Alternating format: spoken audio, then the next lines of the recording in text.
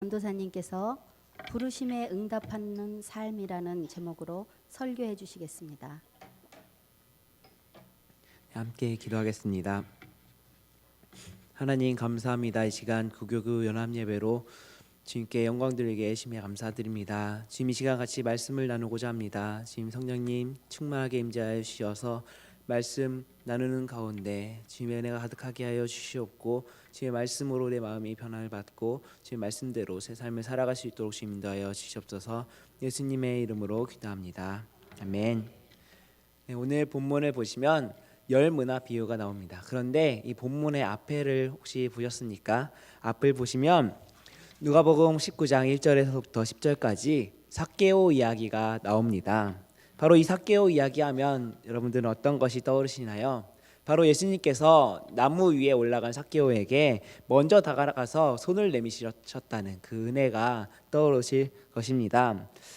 나와 같은 작은 자에게, 비천한 자에게, 죄인에게 먼저 손을 내밀어 주셨구나 하며 은혜를 받곤 합니다. 그런데 여기에서 전하고자 하는 중요한 메시지가 그 마지막 9절에 있습니다.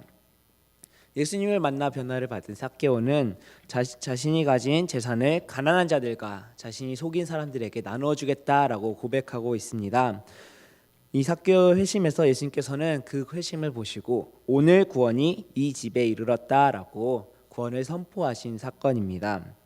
그런데 오늘 본문의 앞에 보시면 그 곁에 함께 있던 무리들이 예수님께서 말씀하신 그 구원이 오늘 임했다는 선포를 들었을 때 삭개오가 구원받아서 아브라함의 자손이 되었다라고 하신 예수님의 말씀이 아니라 다른 것을 떠올렸습니다. 바로 11절의 말씀이 나오는 것처럼 그 무리들은 자신들이 기대하고 있던 메시아, 바로 로마의 압제부터 해방하여서 다윗 시대의 영화를 이루어줄 세상적인 메시아를 꿈꾸면서 이제 때가 되었구나, 예수님께서 이제 예루살렘에 입성하셔서 왕이 되셔서 그런 나라를 건설할 것이다 라고 기대했던 것입니다.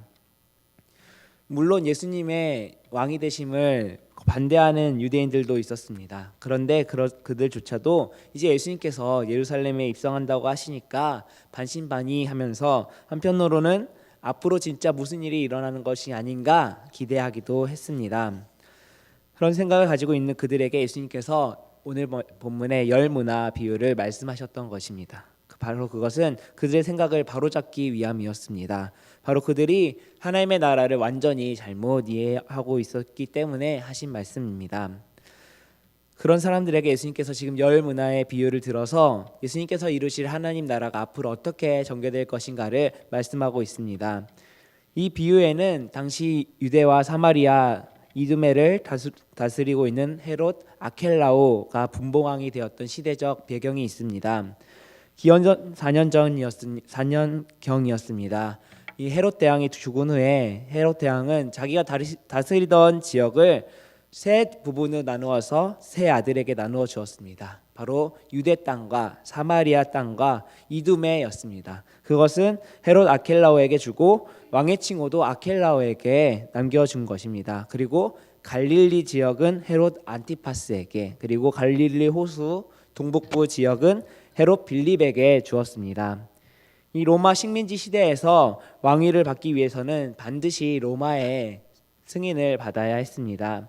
그래서 헤롯 아켈라오가 로마의 승인을 받기 위해서 로마로 간 사이에 에돔 출신인 아버지 헤롯과 사마리아 출신인 어머니 말다케의 아들 아켈라오가 왕위 승계를 받는 것을 못마땅하게 여겼던 유대인들이 로마 황제에게 먼저 가서 헤롯 가문 출신의 누구에게도 왕위를 주지 말고 자신들이 율법을 지키며 살 수 있게 해달라고 간청한 것이었습니다. 이런 문제와 더불어서 아켈라오는 헤롯 안티파스가 아버지 헤롯의 오래된 유언장을 가지고 자신을 왕으로 지명했다고 주장함으로써 마찰이 일어나게 되었고, 결국 이 소송으로 아우구스투스 황제는 이스라엘 땅의 절반을 나누어서 아켈라오에게 주었고, 남은 절반으로 헤롯 안티파스와 빌립에게 나누면서 셋 다 왕의 칭호를 받지 못하고 분봉왕이라는 칭호를 맡게 된 것입니다. 이 아켈라오는 왕이 되어서 돌아오자 자신을 반대했던 무리들을 모조리 숙청해 버리고 말았습니다. 당시 유대에 있던 모든 사람들이 알고 있는 당시의 시대적 배경을 토대로 예수님께서는 이 비유를 말씀하신 것입니다. 이 비유를 들어서 자신이 왕이 된 것인가, 자신의 왕됨과 자신에게 방대하는 모든 무리들이 어떻게 될 것인가를 27절에서 선포하고 계십니다. 그리고 내가 왕됨을 원하지 아니하던 저 원수들을 이리로 끌어다가 내 앞에서 죽이라 하였느니라 라고 하는 것입니다. 계속해서 역사를 살펴보면 이 아켈라오는 통치 기간 중에서 계속해서 문제가 생겨났고 마침내 로마는 이 아켈라오를 내쫓고 로마 총독들을 보내서 이 아켈라오가 관할하던 지역을 다스리게 만들었습니다. 그렇게 해서 보내진 총독들 중에 하나가 본디오 빌라도입니다. 오늘 본문의 비유에서 한 문화는 예수님 당시에 노동자 100일에 해당하는 임금값이었습니다. 따라서 우리나라 화폐로 환산하면 하루 임금을 10만 원으로 잡으면 1000만 원에 해당하는 돈이었습니다. 그러나 여기서 문화가 얼마라는 것은 중요하지 않습니다. 10명 모두에게 동일하게 한 문화씩 나누어 주었다는 사실이 가장 중요합니다. 그래서 우리가 눈여겨보아야 할 것은 이 제자들에게 동일한 은혜를 맡겨들었던 것과 그들이 어떻게 그것으로 장사하였냐라는 것입니다. 앞에서 삭개오 이야기에서 예수님께서 강조하시는 것은 예수님을 믿는 자들의 구원의 현재성입니다. 영어로 하면 already라고 할 수 있습니다. 하나님의 나라가 이미 임했다라는 뜻입니다. 그러나 하나님의 나라를 이야기할 때 already와 but not yet이라고 말을 합니다. 바로 그렇지만 아직 임하지 않았다라고 하는 것입니다. 이 삭개오 이야기가 이미 임한 하나님의 나라를 이야기했다면 이 열 문화 비유에서는 하나님의 나라가 임하는 것이 지연됨으로써 구원이 이루어지는 과정 중에 있다라는 것을 나타나고 있습니다. 예수님께서는 자신의 십자가 죽음을 통해서 마지막 날에 왕권을 가지고 다시 오실 주님의 재림을 반영해서 오늘 말씀을 통해 설명하고 있음을 알 수 있습니다. 그리고 종들은 그 주님을 따르는 무리들입니다. 이제 종들에게 동일하게 주어진 한 문화가 무엇인지 생각해 보겠습니다. 이 한 문화는 누가 누구에게 준 것인가요? 바로 한 귀족이 그의 10 종들에게 주었다고 합니다. 13절에서 중요한 단어는 바로 부르다라는 단어입니다. 예수님께서 부르시고 그 부르심에 나아온 사람들에게는 동일하게 한 문화씩을 주었다는 것입니다. 그러면 예수님의 부르심에 응답한 사람들에게 동일하게 주시는 장사미천과 같은 한 문화는 우리에게 무엇일까요? 바로 하나님께서 주신 은혜입니다. 그리고 믿음입니다. 우리가 예수님을 믿고 달라진 점이 무엇인가요? 또 예수님을 믿겠다고 결단한 순간 그 전에는 없었지만 새로 생긴 것은 무엇인가요? 예수님 믿고 새로운 삶을 살겠다고 결단하는 모든 사람에게 맡겨진 것은 바로 그 사람 안에 있는 믿음입니다. 그리고 그 주인은 10 종들에게 한 문화씩을 주었는데 뒤에 보면 3 사람만 평가를 받습니다. 이는 자신들에게 맡겨진 한 문화를 어떻게 사용하였는가에 대한 3 부류를 대표해서 비교하고 있는 것입니다.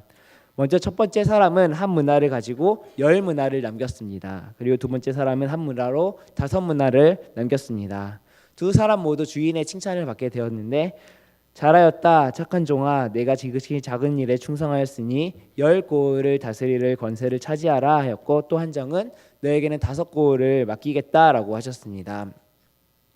주인이 그 종들에게 이 칭찬한 일은 작은 일에 충성한 삶의 과정이었습니다.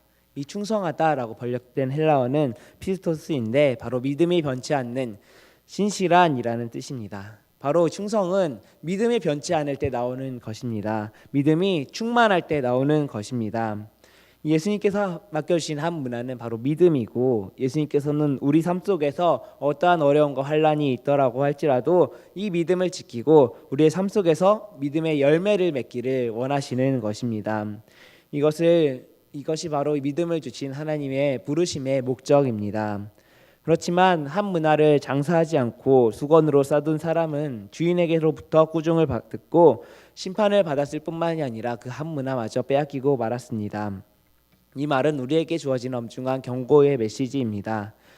예수님께서 누가복음 18장 8절에 보면 인자가 올 때 세상에서 믿음을 보겠느냐라고 물어보셨습니다. 이 말을 새 번역으로 보면은 이 세상에서 믿음을 찾아볼 수 있겠느냐라고 하는 것입니다. 그만큼 세상 가운데 예수님께서 제자들에게 믿음을 가지고 있으라, 그것을 간직하고 있으라라는 것이 결코 쉽지 않다는 뜻을 말하고 있습니다. 진정한 우정은 고통 중에 있을 때 비로소 입증된다라고 합니다. 진정한 믿음도 환난과 시련의 때에 비로소 입증되는 것입니다. 성경에서는 분명히 예수님께서 우리를 부르셨다는 것은 구원 얻을 믿음을 주신 것입니다. 그런데 그 믿음을 성장시키지 않고 저버린 자는 구원마저 보장되지 않는다고 말하는 것입니다.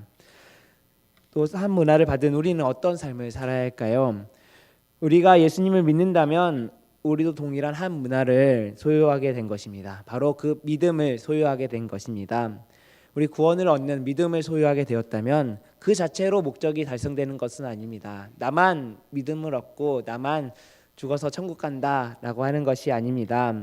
우리에게는 이 믿음의 열매를 맺는 삶의 과제도 부여받게 되었다는 것입니다.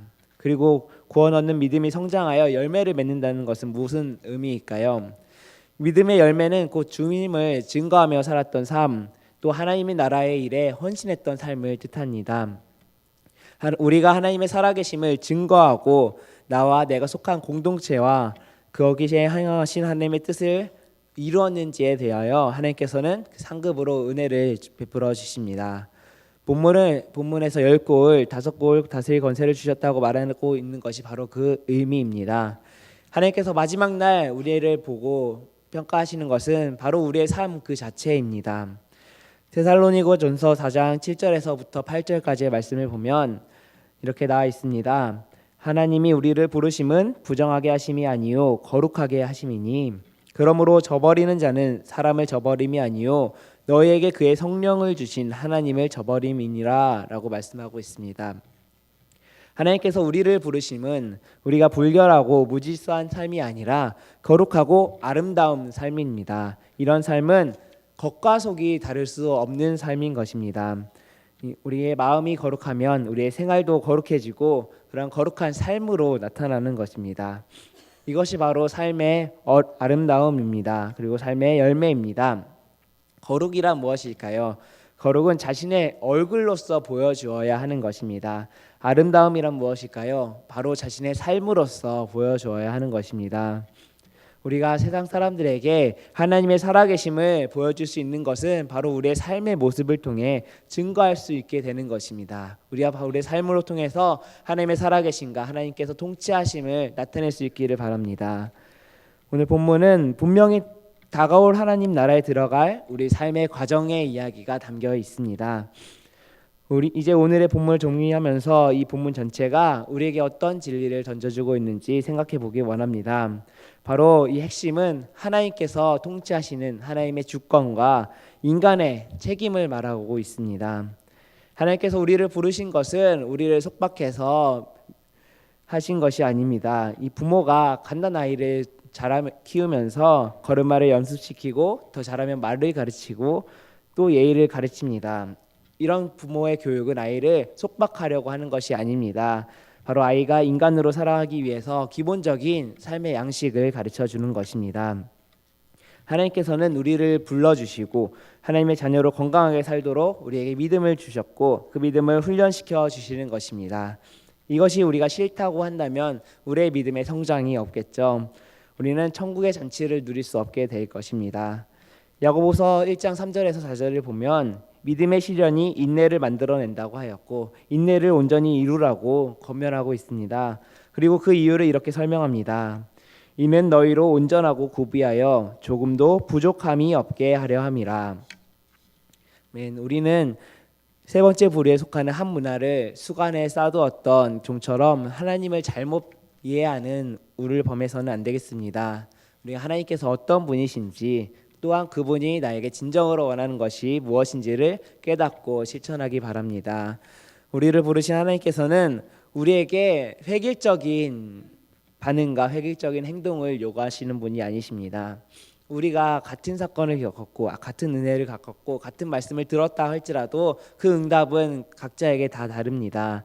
그것조차 하나님께서는 우리의 자유에 맡기셨습니다. 다만 우리가 분명한 것은 우리의 살아있는 믿음은 반드시 응답한다는 것입니다.